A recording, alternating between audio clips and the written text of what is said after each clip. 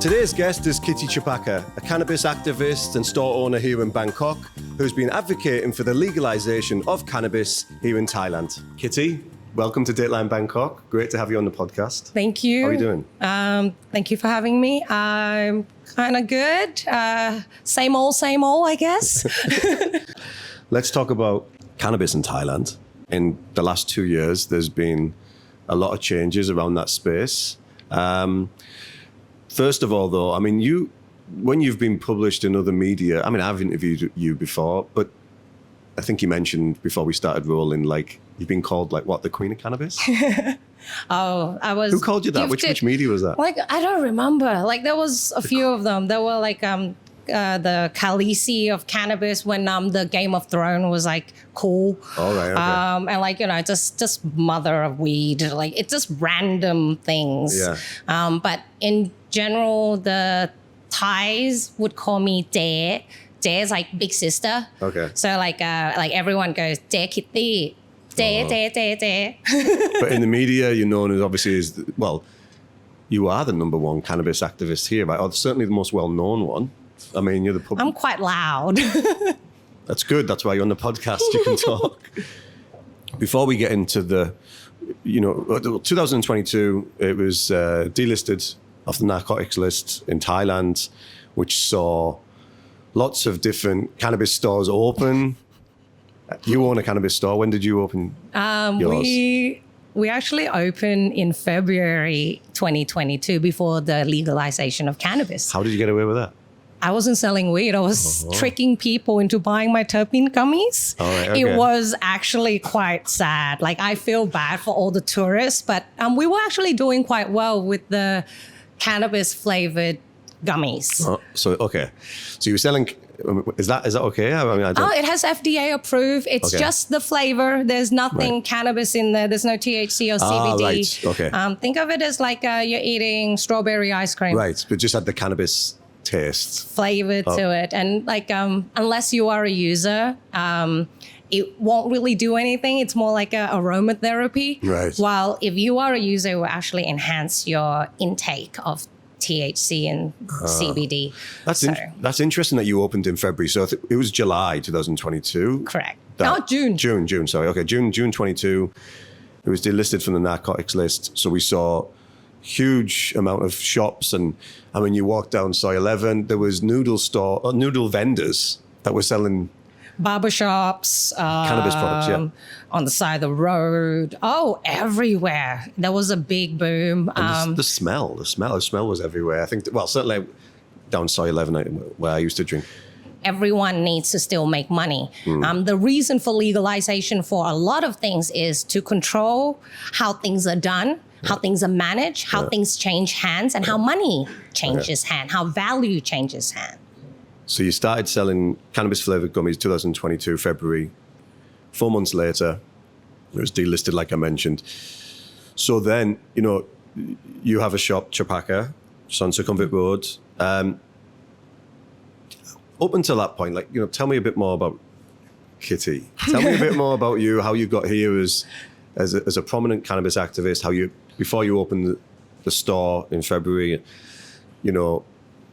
tell me about why is it you are so passionate about advocating for cannabis regulation, or certainly cannabis legalization here in Thailand? Yeah. It's kind of a stumble and fall into this space. I would not claim that I woke up one day and I thought that, yes, I'm going to fight for legalization of cannabis in Thailand. No, it was not at all. It was a bunch of events that just kind of stumbled in and kind of pushed me into a hole that I would say I'm very happy stuck in this hole. That hole, so was that, you grew up in Australia, is that right? Yes. Is that when you first started to Oh yeah, I met Mary Jane when I was in Australia. Oh, really? Not in Thailand, and it was a very interesting thing to me, I would say, and even though I have like a normal life outside of actual cannabis itself, like, you know, I went to high school, I went to uni, I had businesses that I was running.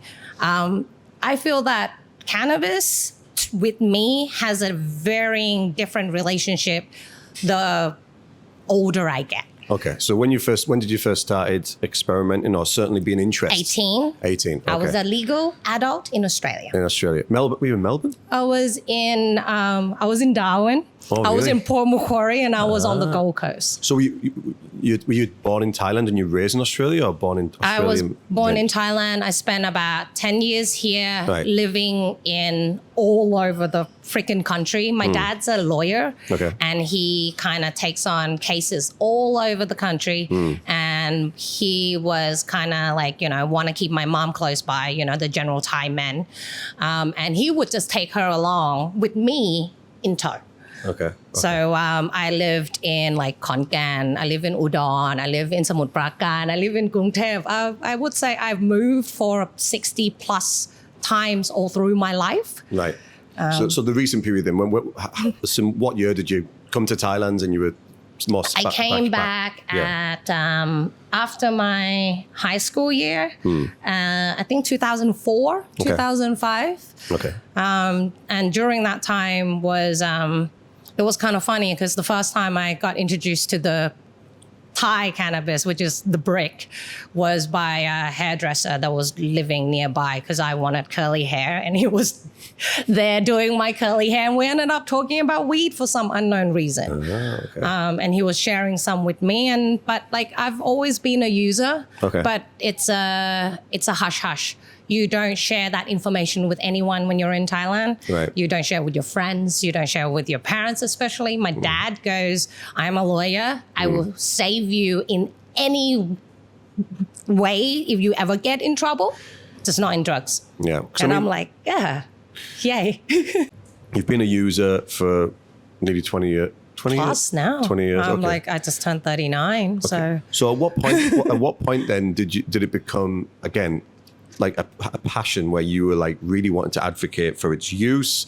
You went from a user to an activist to an advocate of what you do today. At what point, when did that change? what triggered it, right? What triggered, sure. Well, I would say like how my relationship changes with it. Like, you know, at the very beginning, it was like alcohol. You know, whatever I have, I will consume it all because I was a stupid teenager, just like everybody else. But then the older I get, the more news coming out of it. That just kind of, and I'm a very avid reader. I like reading things like a lot. It's good. We have a library here. Yeah. It was supposed to be funny if someone was listening, but never mind. But yeah, I have also quite a good book collection. I like, you know, our house has always been filled with books. So you started researching more about the uses and the benefits or the risk of cannabis as a whole. And it kind of ended up being kind of almost like an antidepressant after work. I wasn't drinking as much because back then my partner at the time was not, couldn't drink. Right. So we need to find other ways to enjoy each other's time. Okay. So cannabis was quite a good thing after work. I was stressed working in a law firm with my dad constantly yelling at me and then clients yelling at me.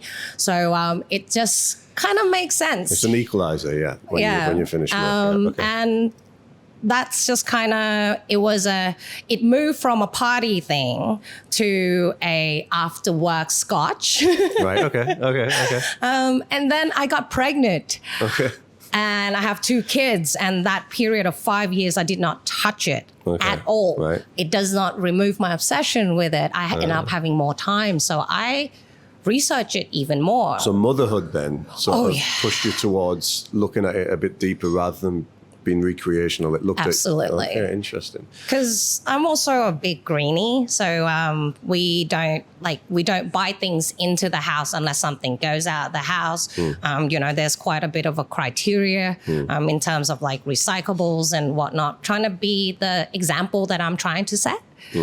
So I want the safest thing for my kids. What year did you start to get involved in that then?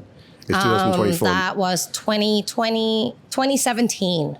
Okay. So before then, it was just me talking to me or talking to like my partner or like, very, very limited amount of people about cannabis. And at that time, I kind of left the law firm. I couldn't take the stress. I really hate working with my family. So I was kind of a little bit at a loss, and I was doing marketing around that time. So I went to the Highland documentary screening event. Okay. And that's pretty much mark it, because somehow I managed to get myself involved with the Highland team. I was part of the core people, but then that just kind of fall through when certain things just doesn't align. I'm also very feminine in terms of like feminist-ish, because I really do see cannabis helping a lot more women. And they kind of really need to get out of their shell, and we need to make them feel safe. We'll go into that in a second. That's interesting. So, but do you think then your background in law and your father, do you think then that's propelled you to be more an activist? Do you think that part of that has sort of give you that personality, if you like, to be able to stand up for something?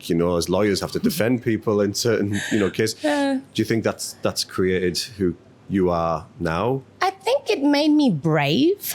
Okay. Because going in and out of the police station is normal. We have clients going in. Sure. I do like 2 a.m., interpretation work, because someone got arrested. But it made me feel like that is nothing. But it makes me feel a lot safer to kind of really question authority, because I feel like it's really nothing. Like, there's a problem, you need to fix it. Or if there's a question, it's like all it is, you just have to answer. Or if there's anything, you just have to rebut. So probably, as you were saying, but probably more in the bravery sense. Okay. This podcast, like I said, is for people who might be outside of the region, might be outside of Thailand. There might be people who are, traveling to Thailand and like, oh yeah, I've heard marijuana's legal now. So as an activist, tell me, what is illegal? Clear it up for everyone. What's allowed? Plain and simple. Okay, layman terms. The plant as a whole is legal for you to grow, for you to consume, for you to possess. Extractions, so like hashish, oils, edibles is also still counted as extraction. Okay. That has THC above 0.2% is still considered a Schedule 5 narcotics. Okay. So it's still treated as narcotics. So the police can actually arrest you, put you in jail, and that's usually counts for about 30 days in jail and 20,000 baht fine, if I can recall, for possessing. Consumption is also another one, so it'll be times 2. Is that over anything 0.2% is what you said? That's for extraction. The flowers is fine. The flower can be 99%, but flowers don't actually reach 99%. Okay. Usually it kind of average out to about 20. So anything that is actually still the biomass, you can still make sense of it, looks and go, oh, that's cannabis. Those things are legal. But if it change into some other things, that's when it becomes illegal, unless it is registered. So you have to kind of look in the back of the bottle for like the FDA numbers. So with cosmetic, they'll have like a different shapes FDA number. And if it's for food, you'll have the OYO with the numbers. Those are considered legal. Okay. Anything that is imported in from outside of Thailand is illegal right off the bat. Okay. Because right now, cannabis in itself is actually controlled under the guise of it being a controlled herb. So with it being a controller, meaning that the sales of it needs to be controlled, meaning that you have to have a license. So as a user, as a consumer, you probably want to purchase it from a licensed vendors rather than from the side of the road, because you may not know what actually in them.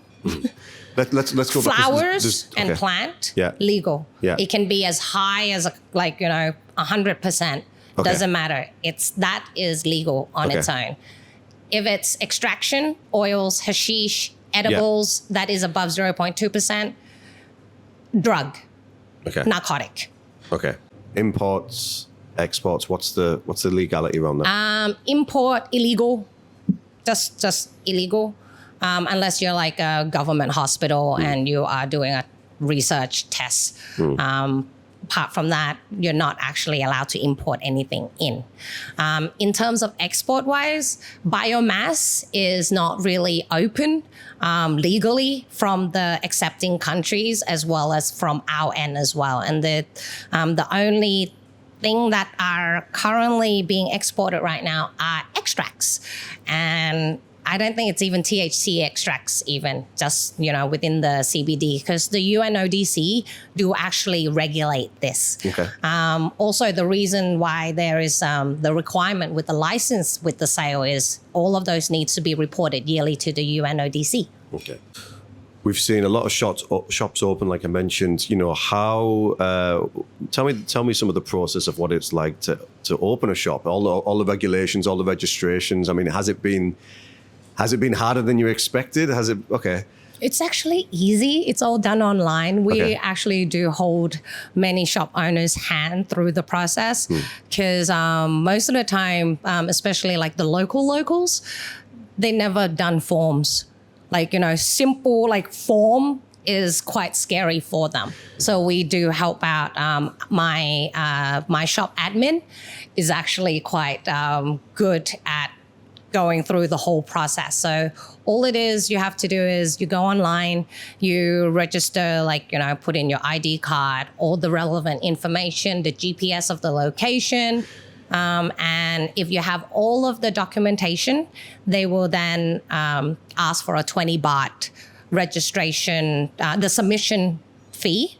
And then after all the documents are approved, takes about 30 days. They will then ask you to pay for the license, which is 3,000 baht for 2 years. Okay. And when you pay, you then go and get the real thing at the health department or your closest health department office. So you're not jumping through hoops then, so to speak. It seems straightforward if you know what you're doing or know what you want to do. What type of customers are you getting in the shop? I mean, are these people? Well, yeah, you tell me. On average, they're like 60 plus years old. Oh, really? Okay, older. We do have a lot more ladies than the other shops. I remember one time I was in the shop and there was this Indian lady with her mother-in-law at my shop looking for cannabis so that she can go and consume with her husband. And I think I got some tea into the mother-in-law's hands. So it was actually quite adorable. We also get say 20-something-year-old ladies coming in from places where it's not, you're not supposed to be here in my shop if you come from those countries. But at the same time, it's like they really do have problems that they want to talk to us about. It does help with PMS, and 51% of the population are female, and they have to go through it every month. So I think it's actually quite cool. We end up being a space where they feel safe to actually talk about certain issues and things. But on average, we have about 50% tourists and 50% locals. And the locals are mixed between expats and Thais as well. So what you just described there, then that would go against the stereotype of people wanting to use cannabis in a party way, if you like. We're using it to get high, and that's kind of the stereotype of what some people who are maybe less informed. So then, I know we've spoken about this before, but so you think cannabis should be seen differently? Am I right? Rather than just, like the substitute for alcohol to get out of it, to an equalizer after work. It should be something a little bit more in the wellness capacity, maybe? I would say like functional. It has its own function. Different type, different strain will have different effects on your body. And I think of it like this. Right now, everyone is, say if we compare it to coffee, everyone is seeing cannabis, if it's compared to coffee, like only the energy drink, the 5 hour, like keep your eyes open. And no one is looking at it like, what about the drip coffee? What about these special beans should be, these should be used with the espresso. That's good for a French press. This is good for that. Cannabis is in that space as well. You don't always have to smoke.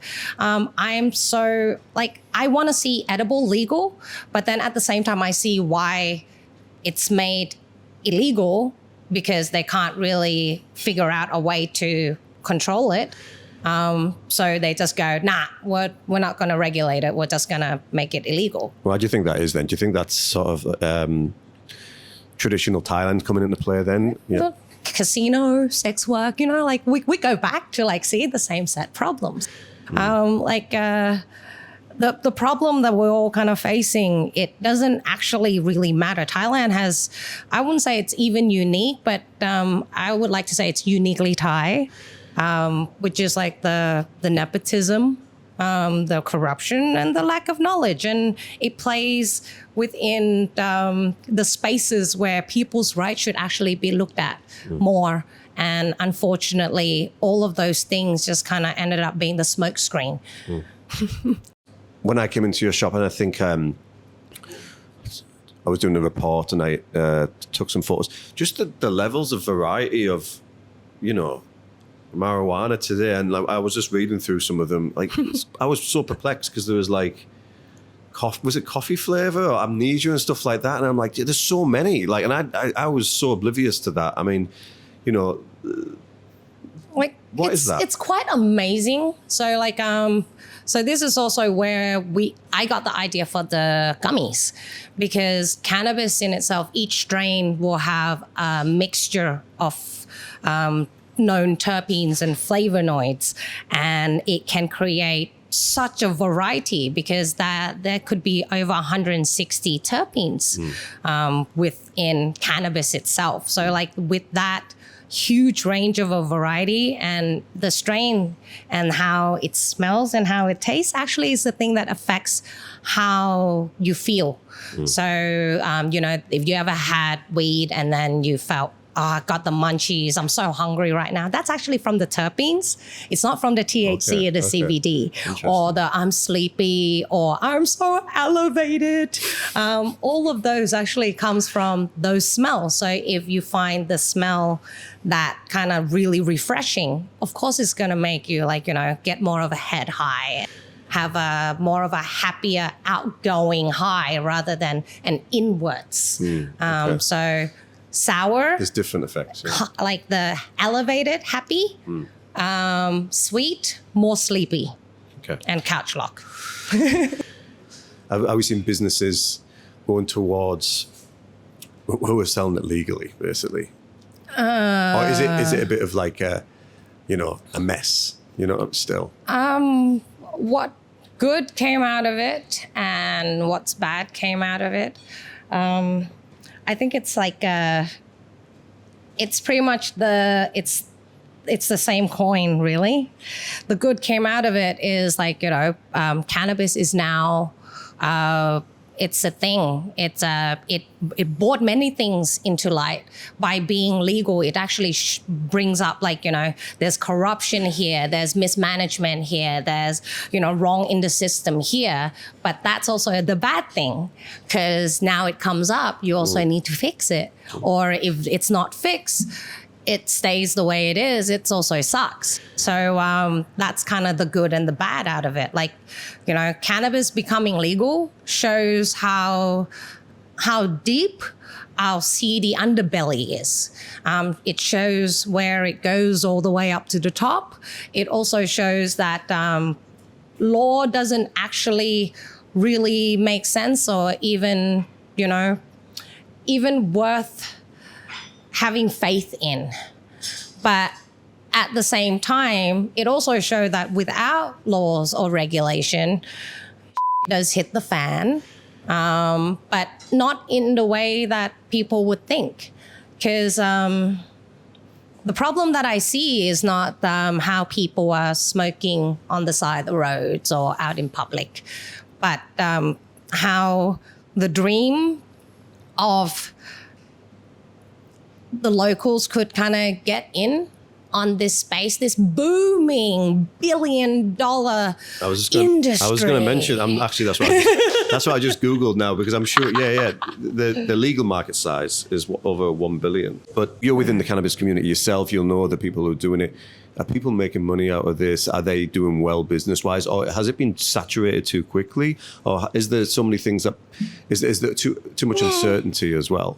It's mismanagement. It's people first rodeo as a business owner.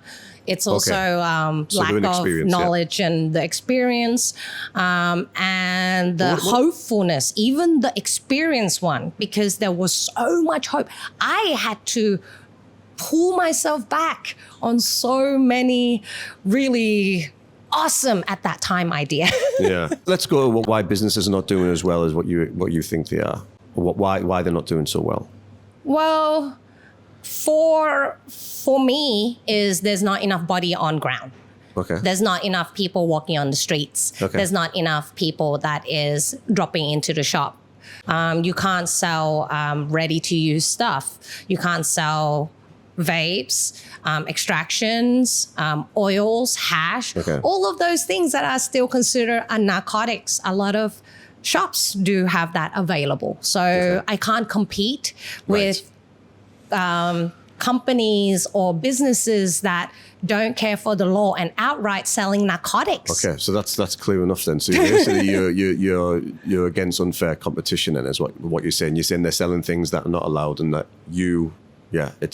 because I'm not selling any of those stuff.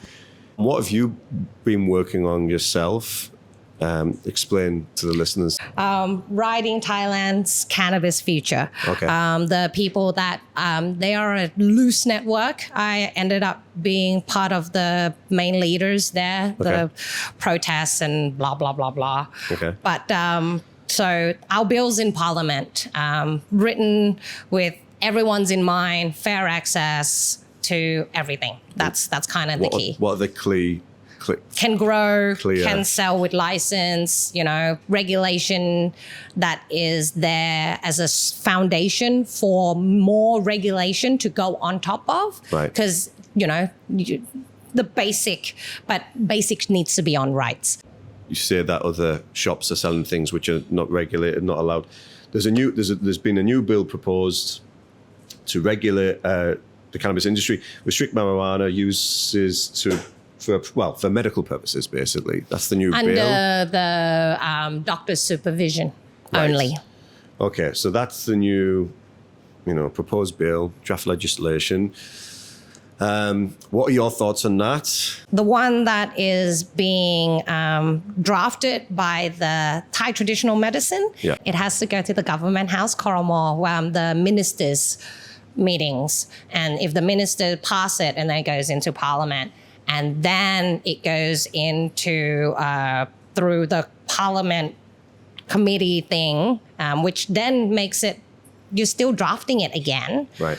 And then it goes into the big room, and then it gets voted on. So that whole process is going to take 2 years. I think when Seth Activism was the prime minister, he was in New York. I think that it's a big event. Was it a General Assembly? Yes. And he spoke to, I think it was Bloomberg on the sidelines, and he was adamant. He was like, it's not going to be used for how it is right now, cannabis. It's going to be banned. If it does eventually become only allowed for medical purposes. Where does that put you then? If that is the case, then I would actually be more valuable as an activist and as an advocate. Because you would keep fighting. Yeah.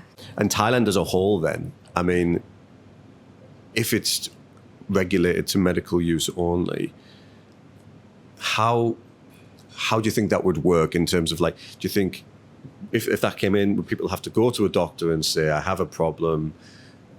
No, they'll go to the side of the road, to the dude who actually has weed. What would they supposed to be do though? Okay, that might be the reality in some instances, but what would they have to do legally then if they wanted it prescribed on a legal basis? Would they go to a doctor and say, I have this problem, I've got arthritis, or I've got pain in certain places, this helps me?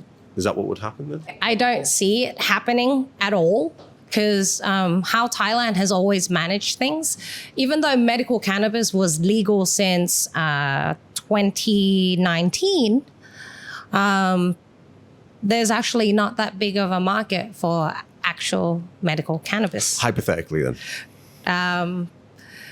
Yeah, they would have to go through the thing, but we'll probably end up seeing clinics on the side of the road and it's people stamping. There's not going to be seeing any doctor, I seen the ones in the US and I went in, got my card and I was talking to a dude. I was in LA, by the way, and the doctor was in Seattle through an iPad on top of a dummy thing with a gown on.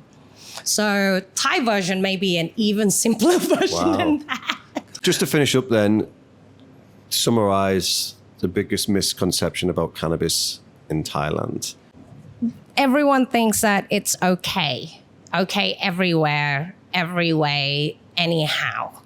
And they somehow seem to, I think it's not really a misconception. I think it's more of a general tourist action than anything else, which is when they come and visit, rather than thinking that they are a guest of a country, they end up being the entitled guests, like a mother-in-law coming into your house. So people think they can do it anywhere and everywhere. Yeah, kind of like they think that coming to Thailand there is no law, so they don't wear a helmet. Okay. Kitty, thanks so much for speaking. I know we could talk a lot more, but we've already talked for a while, and really informative what you talked about. Really interesting to know, and I guess there's a long way to go until we really know what's going to happen with cannabis. Thanks for listening to today's episode. Feel free to check the FCCT's website and social media for upcoming events, and stay tuned for more interesting guests on this podcast in the coming weeks.